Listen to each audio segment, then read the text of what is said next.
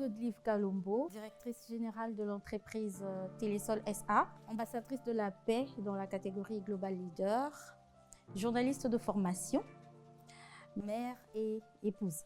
Ça me fait énormément plaisir. C'est une joie immense que je ressens d'être créée femme, parce que déjà la femme fait partie des plus belles créatures des dieux. Alors être de ce genre m'y fait énormément plaisir.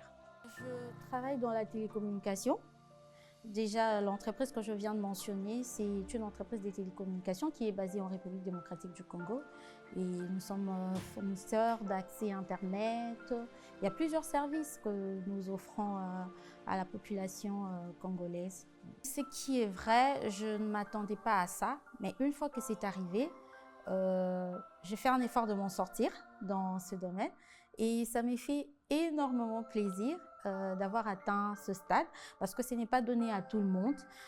Il a fallu que je fournisse beaucoup d'efforts pour arriver où je suis en ce moment. Beaucoup d'étapes à franchir. Oui, j'ai franchi ces étapes pour arriver où je suis et ça me fait énormément plaisir et je suis tellement reconnaissante de faire partie de ce lot des femmes leaders congolaises. Au sein de notre entreprise, il y a plusieurs hommes que je dirige. Et au départ, ce n'est pas du tout facile parce que de par la nature de l'homme, on sait que l'homme veut être autoritaire. L'homme veut toujours prendre les dessus sur la femme et c'est la nature, c'est comme ça depuis la création. Mais après, j'ai fait un effort de rester moi. J'ai fait un effort de rester sereine parce que certaines femmes pensent que lorsqu'on dirige les hommes, on doit à tout prix se masculiniser. Donc moi, je ne pense pas qu'il faudrait imiter l'homme pour diriger l'homme. Il faudrait seulement avoir certaines capacités, une certaine fermeté, une certaine rigueur bien précise pour diriger les hommes. Seul, on ne peut pas y arriver. Lorsqu'on est accompagné et lorsqu'on est assisté, on réalise qu'on fait toujours des grandes choses. C'est vrai que bon, j'ai débuté dans cette carrière moi-même.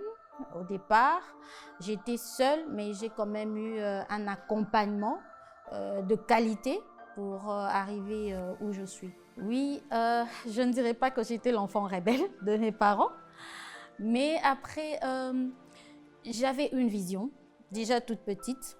Je me disais que j'allais faire le journalisme. J'aimais être femme des médias dès le bas âge. Mon père me voyait agronome, alors je m'étais imposée à cette vision, mais du moins, je ne pouvais pas faire le bras de fer avec mon père. Il m'a, si je peux dire, il m'avait désorientée puisqu'il n'est plus de ce monde, paix à son âme. J'ai quand même pu m'en sortir après. À l'université, j'ai rattrapé le temps perdu parce que les calculs et moi, c'est le jour et la nuit. Ça va, je ne lui en veux pas. Je ne lui en veux pas. Au contraire, j'ai reçu un traitement des rigueurs et j'avais fait face à mon père. Je me suis opposée, mais après, j'ai compris que j'étais quand même forte. Je pense que oui, la femme congolaise peut tout faire. La femme congolaise peut siéger à la table des décisions. La femme congolaise peut relever certains défis parce qu'il y a souvent des réflexions assez rétrogrades sur la femme. Mais moi, je pense qu'à ces stades où nous sommes, nous avons beaucoup lutté quand même depuis, je ne sais pas, 1957 jusqu'à ces jours. Il y a quand même eu des avancées. Il y a longtemps, on ne voyait pas des femmes électriciennes, on ne voyait pas des femmes politiques, tout ça. C'était des domaines plutôt réservés aux hommes. Mais aujourd'hui, vous pouvez voir ensemble qu'il y a des femmes qui assument des hautes fonctions. Il y a des femmes qui sont capables de faire tout ce que les hommes font. Alors pourquoi la parité n'existerait pas? Pourquoi elle n'existerait pas? Moi, je pense que tout ce que l'homme peut faire, la femme peut faire. Elle est capable de le faire et elle l'a prouvé même. De par le thème, moi je pense que la femme congolaise devrait batailler pour pousser le gouvernement à disposer ses moyens pour faire valoir la femme. Pourquoi? Déjà, nous sommes dans une société patriarcale où nous devons nous battre pour être écoutés. Alors, la femme doit d'abord commencer par lutter pour ses droits et sa liberté. Alors, les genres de femmes qu'on aimerait accompagner, et moi aussi je suis de la partie, ce sont les femmes qui sont capables de lutter pour leur liberté. Lorsque nous ne sommes pas encore capables, ça serait difficile parce que tout débute par le mental. C'est aussi un grand défi. La révolution commence par le mental. Si la femme congolaise comprend qu'elle ne recevra aucun cadeau de qui que ce soit, alors je pense qu'elle prendra en main toutes ses responsabilités et elle saura comment lutter pour se faire entendre et faire entendre ses droits. Je demanderai à la femme congolaise de ne pas baisser les bras, de continuer à batailler. Jusqu'à présent, dans le monde, on sent quand même qu'il y a évolution de la lutte des femmes, de la lutte des droits des femmes. Mais au Congo, on sent qu'on n'a pas encore très bien évolué. Il y a encore du chemin à parcourir. Alors, ce que je demanderais à la femme congolaise, c'est de ne pas baisser les bras parce que même les pionnières de cette lutte se sont imposées pour l'instaurer.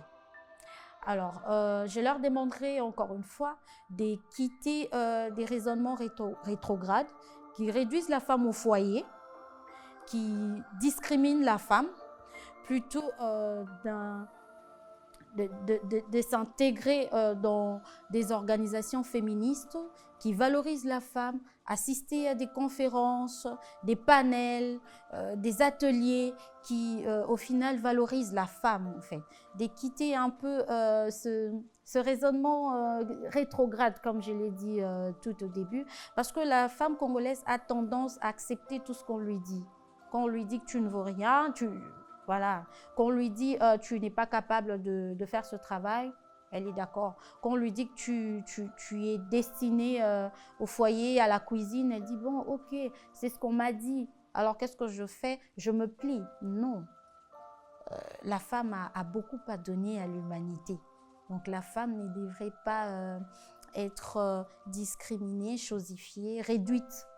C'est ce que j'ai demandé aux femmes de s'élever, de continuer à se battre jusqu'à ce que la toute dernière femme de la Terre va vaincre, au fait, dans cette lutte. Voilà un peu. Merci beaucoup.